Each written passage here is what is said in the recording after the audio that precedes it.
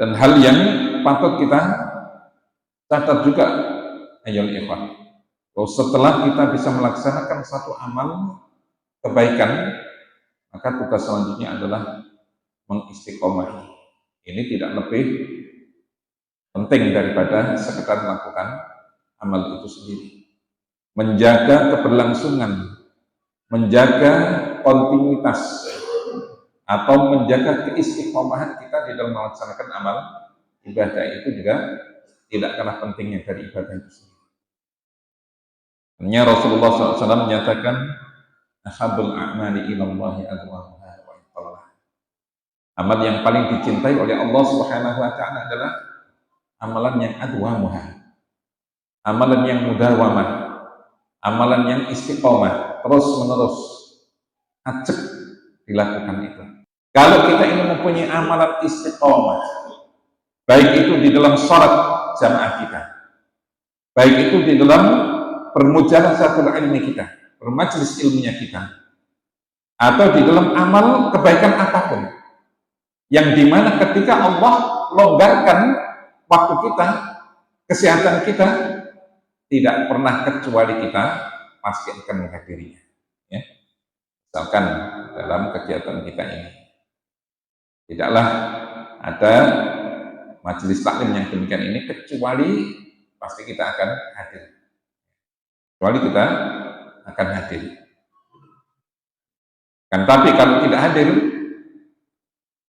kecuali kalau ada udzur syar'i, maka Allah masih menilai orang yang istiqomah ini meskipun dia tidak hadir tertahan dengan sebab udzur syar'i, Allah masih mencatat pahala mereka sebagaimana pahala mereka biasanya. Ya. Itu juga di antara kita yang terbiasa sudah aktif di dalam melaksanakan amal sholat berjamaah, misalkan suatu ketika kita sakit atau safar sehingga tidak bisa hadir melaksanakan sholat dengan berjamaah, maka Allah masih mencatat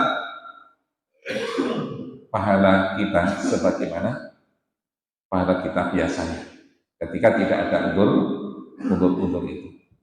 Ya. Kita masih dicatat dengan pahala yang sempurna sebagai orang yang melaksanakan sholat berjamaah, dan demikian juga amalan yang lainnya. Nah, inilah ayyuhal ikhwah, salah satu di antara fadilah keutamaan orang yang mempunyai amalan secara istiqomah.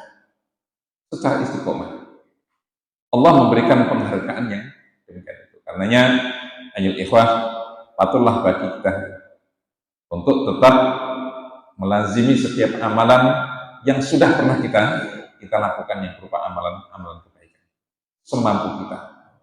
Jangan sampai kemudian kita ini sebagaimana yang diwanti-wantikan oleh Rasulullah SAW, la takun mithla fulan, janganlah kalian seperti si fulan, ya, yang dia itu mempunyai amalan yang baik, tapi kemudian dia tidak istiqomah, dia tinggalkan hanya sekali dua kali saja amal. Ya. La takun mithla fulan. Meskipun pada konteks itu janganlah kalian seperti si fulan yang dia itu qiyamul lail sehari dua hari, setelah itu sudah raih. Ya. Dan qiyamul lail ini adalah amalan penyempurna, amalan yang mempunyai keutamaan yang luar biasa. Tapi ya tinggalkan hanya sekali dua kali. Maka Rasulullah SAW mewanti-wanti demikian. Begitu juga dengan amalan-amalan yang lainnya. La takun mithla fulan. Jangan kalian seperti si fulan dan si fulan. Hanya orang-orang kasem, atau karena ikut-ikutan, atau karena hanya daripada. Tidak.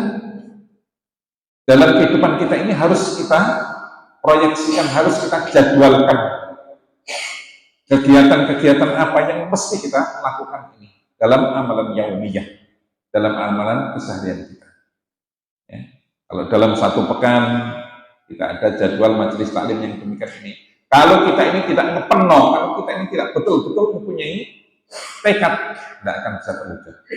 Ya.